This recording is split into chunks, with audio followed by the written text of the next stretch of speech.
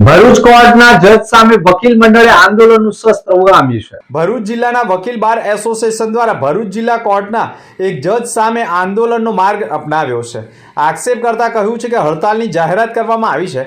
બાર એસોસિએશનના નિર્ણય અનુસાર હાઈકોર્ટ દ્વારા યોગ્ય પગલાં લેવામાં ન આવે ત્યાં સુધી વકીલ મિત્રો દરરોજ 1 કલાક માટે સંબંધિત જજની કોર્ટની બહાર હડતાલ કરશે। બાર એસોસિએશન દ્વારા જણાવવામાં આવ્યું છે કે એડિશનલ જજ સામે સતત અસુવિધા અને માનસિક હેરાનગતિનો સામનો કરવો પડી રહ્યો હોવાના આક્ષેપો કરાયા છે।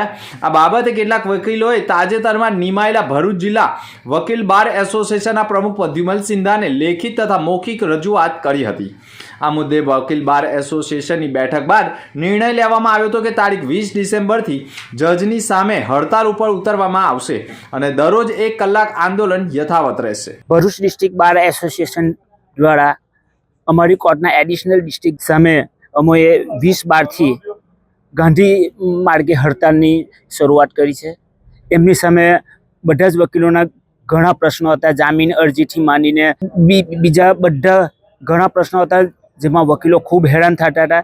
એના કારણે અમે અમારા બારની જનરલ મિટિંગ બોલાવી અને એમાં નક્કી કર્યું કે જ્યાં સુધી હાઈકોર્ટ આના માટે કોઈ સૂચિત પગલાં ન ભરે ત્યાં સુધી અમે દરેક વકીલ એમની કોર્ટની બહાર 1 કલાક ગાંધીચીરા માર્ગે શાંતિથી બેસીને હડતાલ કરીશું અને જૈન લગીને અમારા પ્રશ્નનું નિરાકરણ નહીં આવે ત્યાં સુધી ભરૂચ ડિસ્ટ્રિક્ટ બાર એસોસિએશન આ હડતાલને ચાલુ રાખશે। આજરોજ અમારી આ હડતાલને પ્રોત્સાહિત કરવા માટે અને સાથ આપવા માટે નર્મદા જિલ્લાના પ્રેસિડેન્ટ પણ અમારી સાથે જોડાયા છે।